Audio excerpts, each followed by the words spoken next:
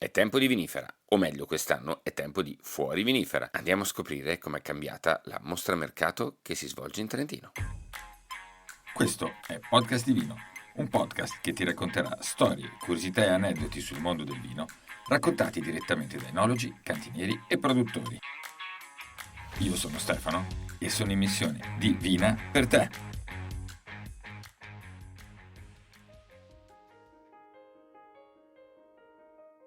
Oggi torniamo a fare 4 chiacchiere con Luisa Tomasini, una delle ideatrici e una delle curatrici di Vinifera. Ciao Luisa.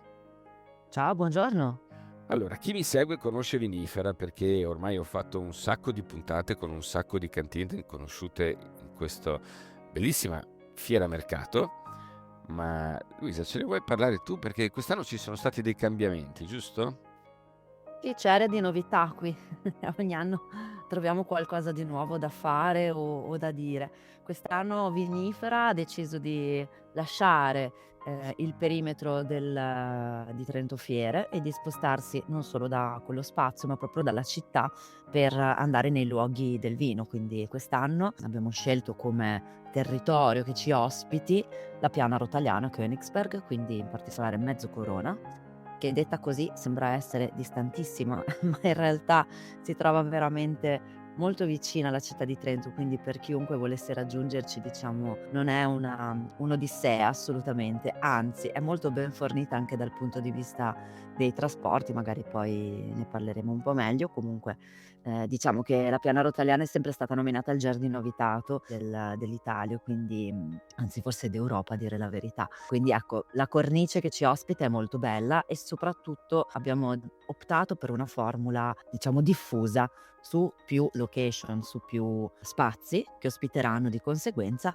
Cantina Martinelli, il classico mercato artigianale alpino che avete probabilmente già visto e conosciuto a Vinifera. Palazzo Martini ospiterà invece un focus sui Convinti, che è questo neonato gruppo di vignaioli altoatesini che quindi porteranno i loro vini e la loro esperienza biologica e quant'altro. E Piazza della Chiesa, dove c'è questo spazio molto carino, quindi rassicuro tutti quelli che si stanno chiedendo: ma siamo in mezzo a una piazza? Siamo in mezzo alle vigne? Sì, in parte, ma siamo sicuramente al coperto in caso di queste piogge che talvolta ci sorprendono anche a fine marzo, anzi senza sorprendono, è la normalità, quindi siamo assolutamente tutelati da quel punto di vista.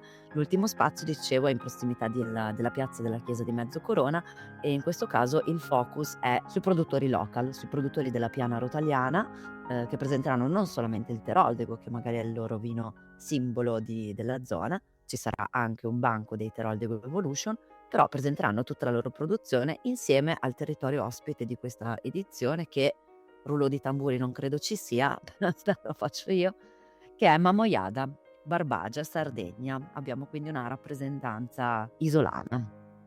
Allora, quindi vinifera, quindi più diffuso, quest'anno mi pare di aver capito che si chiamerà quindi fuori vinifera, perché è fuori dal solito ambiente, ma è fuori anche nel senso che ci sono tutte queste location, giusto? Esattamente, si chiamerà Fuori Vinifera. Quelli che ho appena invece spiegato così sommariamente saranno i fuori focus, giusto per rimanere sempre in tema, e abbiamo poi stretto una partnership con Visit Rotaliana e con le altre cantine che purtroppo non potranno essere con noi, non potranno essere presenti proprio negli spazi espositivi di Mostra Mercato, per portare da loro le persone attraverso una serie di esperienze organizzate direttamente in cantina. Questo piccolo ticket che verrebbe, diciamo acquistato, verrà poi il suo prezzo scalato dall'esperienza in cantina, quindi si tratta semplicemente, ecco, di un aiuto che vogliamo dare a promuovere quello che è già un'offerta molto molto profonda e molto diffusa tra le cantine della Piana Rotaliana. Questo l'abbiamo chiamato Spaß o Espace, a seconda che si voglia vedere e leggere l'acronimo, anche perché il trattino in mezzo mi sta a significare sia andare a spas, come si dice in trentino, ma anche uno spaß di divertimento, se vogliamo leggerla alla tedesca, quindi un po' riassume quello che è proprio il mood di questo ticket, di questo pass, andare in giro per cantine, conoscere più realtà, approfondire dei temi a casa loro, nelle loro cantine, visitare l'azienda, stare con loro, ovviamente sempre accompagnato con delle degustazioni, e questo è un po' quello che abbiamo pensato di fare per questa edizione, che ricordo essere il 21 e 22 marzo. Fuori Vinifera, come hai appena detto, è una mostra mercato, quindi chi viene a degustare può anche acquistare, giusto? Assolutamente sì, e può acquistare non solamente i vini, che ovviamente sono il nostro focus, per rimanere con la terminologia già utilizzata, il nostro focus principale, ma che non esclude, anzi si completa con un'offerta gastronomica, ecco, più che gastronomica, sempre legata ovviamente alle produzioni artigianali di tutto l'arco alpino, quindi ci sarà sicuramente dei produttori artigianali di cibo, ma anche degli artigiani, degli artisti. Sarà possibile fruire di tante esperienze e produzioni alpine e transalpine, quindi non vi preoccupate che la formula rimane inalterata. Non abbiamo scelto di parlare solo di vino, ma di rendere l'esperienza ancora più completa con tutti quelli che sono i produttori che riteniamo, insomma, rappresentare al meglio un'attenzione al territorio, nel loro modo di fare, nelle scelte che hanno applicato alle loro produzioni, e quindi ci sarà di tutto un po'. Bellissimo come sempre. Quindi allora abbiamo detto che quest'anno, accennavi prima, ci sarà questo spazio dedicato alla Barbagia e io non mi stupisco di niente perché allora siete in Piana Rotagliana Cura del Teroldego. Adesso ti do uno scoop. Io ho assaggiato un Teroldego prodotto sull'Etna, quindi vuol dire che veramente l'Italia è un posto pazzesco dove coltivare vino ovunque, ma dove anche produrre cibi in maniera sostenibile. E come vi è venuta questa idea della Barbagia? Beh, diciamo che ogni anno scegliamo un territorio che magari non sia propriamente tra quelle che sono le zone, le aree di maggior rilievo a livello di percezione di sentire comune. Quindi anche l'anno scorso abbiamo scelto le isole minori del Mediterraneo, proprio perché quello che ci interessa è portare l'attenzione anche e soprattutto alle piccole produzioni artigianali. È chiaro che la Barbagia condivide in parte con i nostri vignaioli un territorio anche abbastanza complesso e complicato, comunque un territorio montuoso, è un territorio dell'entroterra. Non so se ci sei mai stato, sono stata al Carnevale di Mamoiada, non mi ricordo di aver fatto così tante parti montuose come l'anno scorso. È veramente splendido e si discosta completamente dall'immaginario collettivo della Sardegna, no? Che tutti siamo abituati a sentire e a vedere, con il mare da cartolina e le spiagge stupende che anche io adoro. Però ecco, è forse meno conosciuto, è un territorio dove la gente un po' fa più difficoltà magari ad andare e a recarsi per conoscere.